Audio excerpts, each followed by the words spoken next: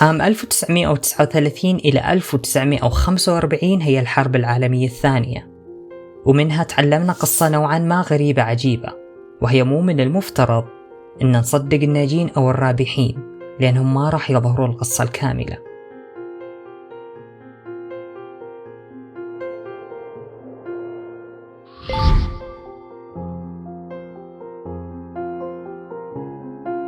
كحال أي حرب فإن استخدام الطائرات شيء أساسي، ففي إحدى الفترات من الحرب كانت ترجع طائرات ناجيات من الحرب فيها خروج من الرصاص والقنابل، والجيش راح جمع البيانات وطلع بهذه النتيجة. فقرر الجيش الأمريكي بشكل بديهي أنه يدعم أماكن الخروج بصفائح حديدية، لأنها الأكثر عرضة للإصابة والأكثر حساسية. بذيك الفترة الطائرات ما كانت مدرعة ومدعومة بالصفائح الحديدية، لأن هذا الشيء راح يسبب في ثقل الطائرة، ولا راح يكون بإمكانها الطيران لمسافات بعيدة لضرب الهدف، فكان من المقرر تدعيم الأماكن اللي تحتاج تدعيم فقط.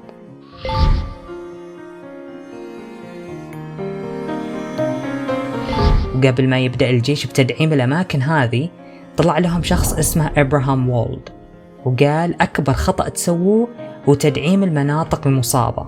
سألوه ليه؟ قال لأن الاستنتاج المنطقي هو عكس البديهة هنا، فإن الطائرات الناجيات ما كان رح ينجون لو أصيبوا في مناطق غير هذه المناطق. الطائرات اللي ما رجعت وتحطمت ومات صاحبها هم اللي أكيد انصابوا في أماكن حساسة أكثر، لذلك ما قدروا يرجعون. فهذا استنتاج عكس البديهة، لأن الطائرات اللي ما نجت بياناتهم مش موجودة، فعندنا صورة ناقصة لما حدث بالفعل. وفعلا طلع كلام إبراهام صح، وتم البدء بتدعيم الأماكن اللي هم فعلا الأكثر حساسية والأكثر حاجة للتدعيم بالصفائح الحديدية. سموا هذا الانحياز بانحياز الناجين Survivorship Bias، وهو أن سماعك ورؤيتك فقط لقصص الناجين فيه تحيز، وقد لا يأتي بالصورة الحقيقية والكاملة.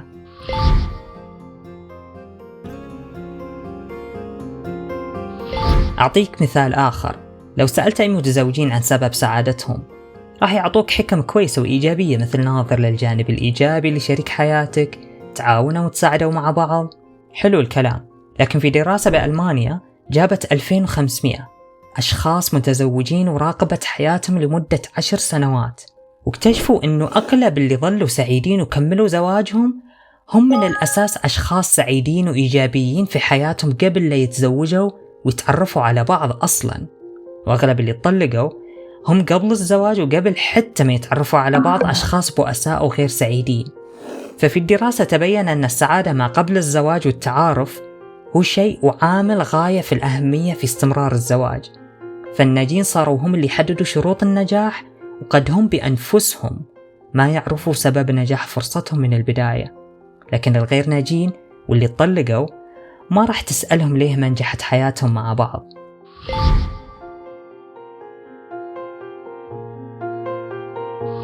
دراسة أخرى تم عملها عام 1987 في نيويورك عن نجاة القطط من المرتفعات، وقيسوا شدة الإصابة على حسب الارتفاع.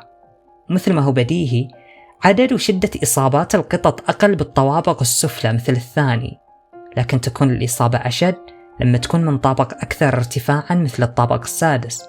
لكن حصل شيء لخبط إحصائيات الباحثين، من بعد الطابق السابع الإصابات بدأت تقل وتقل وتقل شدتها معها، وكان هذا شيء محير.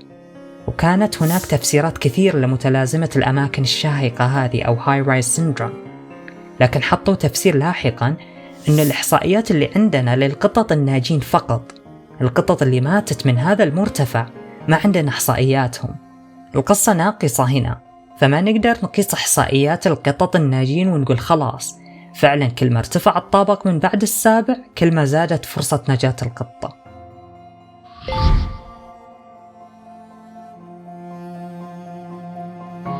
فكر فيها شوي، فكر كيف إن بيل غيتس مؤسس مايكروسوفت ومارك زوكربيرج مؤسس فيسبوك وغيرهم من اللي نجحوا وصاروا أثرياء من دون شهادات جامعية، لكن ترى كثير اللي سحبوا على الجامعة ولا نجحوا.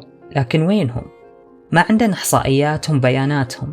اللي فشل ما راح يجي يقول قصته، ولا راح الناس تسمع لقصته. فالناجين هنا مثل بيل ومارك هم اللي صاروا يحددوا شروط النجاح، على الرغم مرة أخرى قد ما يكون هناك أشخاص يعرف السبب الحقيقي وراء النجاح، لأن عندنا قصة ناقصة. لما يصاب شخص بفيروس كورونا وينجو نسمع قصته وقصة نجاته ونرتاح ونطمئن، لكن اللي ماتوا ما راح يرجعوا من موتهم يخبروك معاناتهم. فهذا تحيز للناجين، وراح دائما تكون عندنا قصص ناقصة شئنا أم أبينا. وبس كذا.